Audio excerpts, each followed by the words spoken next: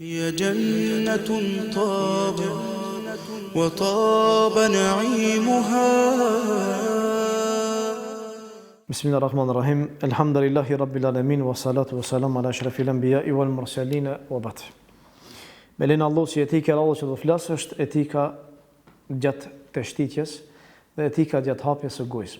Është një etikë do të flasë me shkurtimisht me lenë Allah, disa rregulla që ndalidhen me to.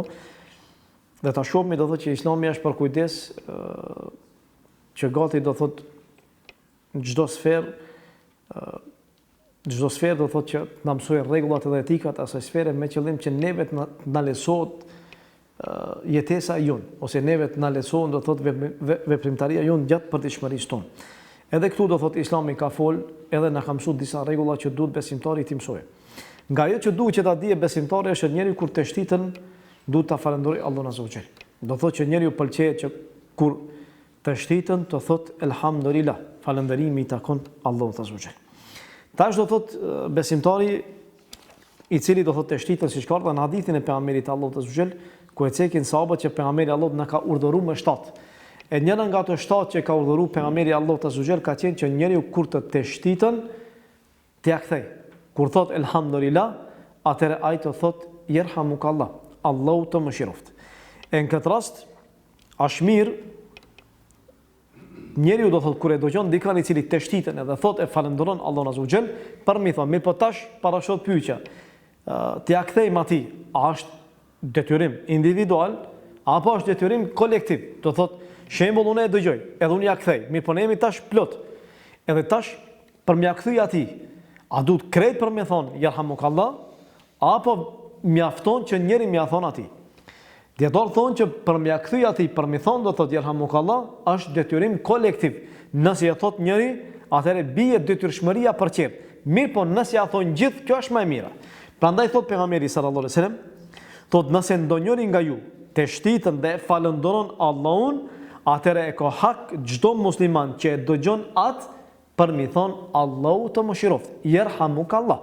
Do thot nëse njëri të shtitën në këtë rast, është mirë, pëlqejet që gjithë t'i thojnë atij, po nëse nuk i thojnë gjithë, i thotë vetëm se njëri, atëherë do thotë detyrshmëria është kry.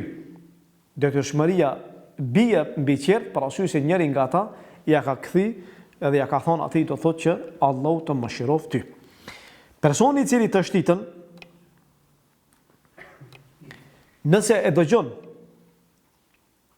dëgjon ti atë duke thonë elhamdulillah, atëherë në këtë rast i kthen edhe i tu yerhamukallah. Nëse nuk e dëgjon, atëherë nuk e ke për detyrim për mi thonë atij. Do thotë janë dy veta. Njëri të shtitën dhe e dëgjon, tjetri të shtitën dhe nuk thotë elhamdulillah. I pari ka thonë, i dyti jo. I thut parit, do thotë ja kthen parit, kurse dytit jo. Pejgamberi sallallahu alaihi wasallam do thotë kone pejgamberit Allahut, siç e cek Anas ibn Malik, thotë se dy persona të shtitën kanë qenë pejgamberi Allahut. Njëri i cili të shtiti tha elhamdulillah, kurse tjetri jo. E pejgamberi Allahut azza wa jall atë që dëgjoi duke thonë elhamdulillah, i kthei dhe tha yerhamukallah, kurse tjetri ço. E shkoi tjetri i tha ja Rasulullah, tha njëri ti thove tjetri ço. I thot pejgamberi Allahut, po njëri tha elhamdulillah, falenderoj Allahun, kurse tjetri nuk e falenderoi Allahun azza wa jall.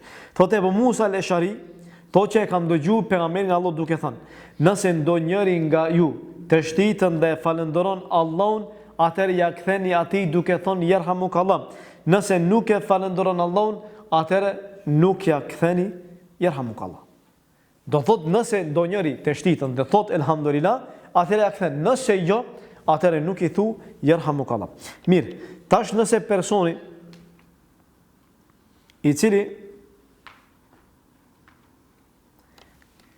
të shtitën, ose është kusht, themi mamin ma qartë, është kusht që ti për me dëgju personin i cili ka thonë elhamdulillah, që ti për me kthy me thonë yerhamukallah. Tash në varet nëse jemi do persona dhe ki po që ka të shtit, mirë po ti nuk e ke dëgju. Tash në varet ose ai ka rru, ose ti nuk e ke dëgju.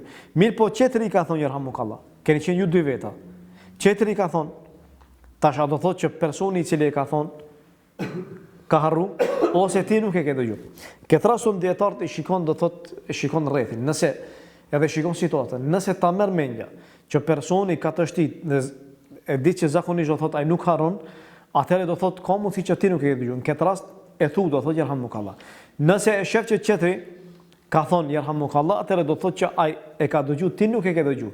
Edhe në këtë rast do thot i thu do thot që Allahu të mëshiroft. Se ka mundësi që personi do thot ndoshta mundet me qenë nga ata do thot që është që nuk flet, edhe në këtë rast do thot ashnem, edhe në këtë rast do thot ai nuk ka mundësi për me thonë. Edhe thonë kësi rastit e vlerëson vetë situatën se si është. Nëse e shet do thot që situata ja vlen ose do thot ka mundësi që ti nuk e ke dëgjuar, e thu.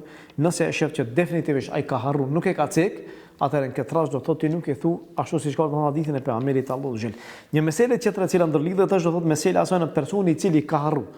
Personi i cili ka harruar për me thonë elhamdulillah, ka të shtit po ka harruar. Ti e ke pa që ka harruar, a pëlqej që ti më thon atij, ej, ke harruar për me thonë, apo do thot heshtën.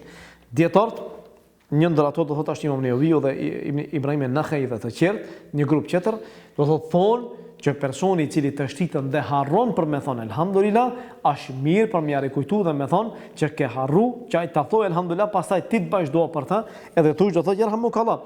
Kurse një grup tjetër, që i takon Ibn al-Qayyimi dhe Ibn al-Arabi e disa të tjerë thonë që nuk ja cek për arsye se pejgamberi Allahut e pa qartë, do thotë ato dy persona që të shtitën, njëri të shtiti dhe tha elhamdulillah, dhe qetëri të shtitën nuk tha elhamdulillah, pejgamberi Allahut për qetrën tha yerhamukallah, kurse njëri nuk i tha, kjo është argument i qartë që pejgamberi Allahut nuk ja rikujtoi atij që e ka harruar me thonë elhamdulillah, dhe në këtë rast do thotë kështu duhet që të mbetet ose pëlqej që të mbetet. Do thotë nuk është obligim që ti më ja rikujtu atij me thonë që ti ke harruar për me thonë atij ose për me thonë elhamdulillah. Unë e ceka do kur njeriu kur të shtitën pëlqet nga suneti është për me thonë elhamdulillah ose elhamdulillah ala kulli hal. Do thotë falënderimi i takon Allahut ose falënderimi i takon Allahut për çdo gjendje. E do thotë kjo është nga suneti. Kur të shtitën me thonë elhamdulillah, jo shnet, me thonë elhamdulillah, falënderimi i takon Allahut ose elhamdulillah ala kulli hal, falënderimi i takon Allahut në çdo gjendje. Kurse ai i cili e dëgjon pëlqet për me thonë yerhamukallah. Yerhamukallah do thot Allahu të mëshiroft, do thot që ti ban dua, thot pejgamberi Allahut azza xhel. Thot nëse ndonjëri nga ju të shtitën, le thot elhamdulillah. Kur thot do thot elhamdulillah, atëherë le thot vallahu i tij ose shoku i tij le thot yerhamukallah. E kur shoku i yt ose vllau jo thot yerhamukallah, atëherë pëlqej që ti për mja kthi atij dhe mi thon yehdikumullahu ve yuslih balakum. Do thot që Allahu ju të uzoft dhe Allahu do thot e përmirësoft çështjen tënde. E do thot ti kur i thu vllait tan musliman, Allahu të uzoft, nuk do thot që ti penën shmon atë. Se udhëzimi është do thot udhëzimi është një send që rritet edhe paksohet. Sikur se imani, me rritjet e imanit dhe shohet udhëzimi. Nuk do thotë që ti tash Allahu të ka udhëzuar dhe ti ke fituar xhenetin Allahut, jo. Do thotë që udhëzimi jot ka nevojë për luçje, ka nevojë për përqendrim dhe për forcim. E në këtë rast do thotë ti lutesh për vllain tan musliman që Allahu t'ia përmirësojë çështjen dhe si dhe do thotë Allahu subhanahu ta udhëzoje atë. Dhe poshtu disa e kanë thënë që pëlqet në këtë rast me thon yerhamunallah, Allahu na mëshiroft neve edhe juve dhe Allahu na fol neve dhe juve. Do thotë në vend se me thon yehdikumullahu ve yuslih balakum, e thu do thot Allahu na mëshiroft neve dhe juve dhe Allahu na fol neve dhe juve. Do thot e thu elhamdulillah, ti i thu yerhamukallah, ai ta kthen yehdikumullahu ve yuslih balakum ose Allahu na mëshiroft neve dhe juve dhe Allahu na fol neve edhe juve. Kjo është ajo e cila ka ardhur do thot sunetin e pejgamberit sallallahu alaihi wasallam. Do thot pëlqet poshtu njeriu kur të shtitën ta ule zërin e tij. Do thot mundohet që ta ndale ose të mundohet do thot ta ule zërin gjatë të shtitjes së tij. Kjo është do thot me një aspekt parasysh se ka mundësi do thot mi pengu qerve zëri i tij dhe poshtu që mos dalin ndonjë lloj bakterie dhe kështu do thot ta mbrojë edhe vetëm, po ti mbrojë do thot edhe qet. Pejgamberi sallallahu alaihi wasallam kur të shtitte pejgamberi Allahut e mbulonte fytyrën e tij me dorën e tij ose me petkun e tij dhe do thot me te do thot e ulte edhe zërin e tij. Personi i cili të shtitën më shumë se 3 herë. Shembull të shtit një herë, thot elhamdulillah. Ti thuaj yerhamukallah. Të shtit edhe një herë. Ai thot elhamdulillah. Ti thuaj yerhamukallah. Të shtit edhe një herë, 3 herë. Thot elhamdulillah, ti thuaj yerhamukallah. Po ka mundësi me të shtit 4 herë, 5 herë, 6 herë. Shumë i thon atin. Shumë i thon. 5 herë, 6 herë, 7 herë, 8 herë. Lodhesh, ha? Elhamdulillah, elhamdulillah. Lodhet njëri, apo? Shkej thot? I thu në so, apo? Dhe në so? Dhe në 3, pse? Pse deri në 3? Ti nuk mundesh me thonë tash po deri në 3, ama pse nuk e di pse? Pse? Nuk ka shpuna të tek, mund të me qenë edhe 5, 7, 1. Pse? Pse deri në 3? Për shkak se ka mundësi me qenë ftohtë. Mirë, tamam, ç'është është? Ka argument, po ka argument. Ka argument. Nuk ka teshtim normale. Normal do të thotë që është, po, do të thotë normal që është një gripit ose është i ftohtë. Mirë, po ka argument, ka sunet argument. Do thotë ka ardhur pejgamberi sallallahu alajhi wasallam që ai ka cek për një person do thotë ka qenë 2 herë. 2 herë ka teshtit edhe pastaj ka thonë pejgamberi sallallahu alajhi wasallam ar-rajulu meskum, do thotë që ky person është i smut. Do thotë është i ftohtë. Me një transmetim tjetër ka ardhur në 3 herë dhe dietarët e përkufizojnë me 3 herë. Do thotë nëse personi teshtitë një herë, thotë elhamdulillah, ti tu yerhamukallah. Pastaj ta kthen. 2 herë një herë, 3 herë, pas 3 herë ndalesh. Nuk i thu. Për arsye se personi është i smut. Nëse teshtitën, atëherë i thuhet ndryshe. Si i thuhet? Atëherë thuhet ar-rajulu meskum, do thotë personi është i smut. Pejgamberi Allahut e ka cek këtë çështje që me thonë ose me ta vëmë të qartë me di që personi që ka i smut, shkaku që me bë luçe për personin që është i smut, me bë luçe për shërim. Nëse teshtitën më shumë se 3 herë, atëherë ti lutesh për të thuar që Allahu të shëroft, Allahu do thotë e përmirësoj shembull gjendjen tënde ose Allahu ta lecoft. Kështu do thotë. Qëllimi është nëse teshtitën më shumë se 3 herë, atëherë do thotë ndalesh, kurse deri në 3 herë do thotë çdo herë kur thua elhamdulillah, personi do thotë ja kthen edhe i thu do thotë yerhamukallah. Për sa i përket jo besimtarëve ose në esencë ahlul dhimm janë do thotë personat që jetojnë në shtet islam, mirë po nuk janë musliman. Për ata persona, nëse teshtitën lejohet për m'ju thënë atyre, yahdikumullahu wa yuslih balakum. Do thotë Allahu ju uzov dhe Allahu e përmirëson çështën tuaj. Që futët kishin qef që kur teshtitin tek pejgamberi Allahut ose kur ishte prezant pejgamberi Allahut, praniti për qëllim që pejgamberi Allahut lutet për ta, me thonë yerhamukallah. Mirë po pejgamberi Allahut nuk lutej për ta. Në aspektin e mëshirës po flasim, mëshira nuk është për ta. Mëshira për muslimanët e veçantë. E pejgamberi Allahut bante dua për ta. Ata të shtitnin, kurse pejgamberi Allahut ju thonte yahdikumullahu wa yuslih balakum. Do thotë që në këtë rast, nëse të shtitën ndonjëri prej tyre, thuhet do thotë ban luçje për ta që Allahu xhel ti udhëzoje ata mirë, po jo për falje. Edhe lejohet do thotë kur njeriu kur është namaz, a lejohet për me thonë elhamdulillah jo. Apo i që namazi. Jetu fal namaz tash, të shtitën namaz. A lejohet për me thonë elhamdulillah, a prishet namazi. Pse s'lejohet? Lejohet. Kusht për ku e dëgju? Lejohet për shkak se ka ndodhur. A? Ka ditë që do të Ka ditë do thonë, po normale më kupton për, po normalisht po. Do thotë njeriu kur të shtitën do thotë lejohet për me thonë elhamdulillah. Mirë po, ti i cili e dëgjon nuk lejohet për me thonë yerhamukallah. Ti i cili e dëgjon nuk lejohet për me thonë yerhamukallah duke u fal. E ai i cili të shtitën lejohet për me thonë elhamdulillah nuk prishet namazi. Nuk ka shpëlim thonë namazi jot është ta mbrekull. Mirë, kjo është etika e parë. Etika e dytë është etika e hapjes gojës. Qëllimi është do thotë kur njeriu i hapet goja, në këtë rast do thotë sheriati i Allahut i ka caktuar disa rregulla dhe kritere për sa i përket kësaj çështje. Pëlqej do thotë kur njeriu i hapet goja, pëlqej që të mundohet ta mbyllë gojën e tij. Qëllimi është do thotë ta mshëlë gojën e tij. Për arsye se është ndamti dhe zakonisht kur njeriu i hapet goja aludon diçka.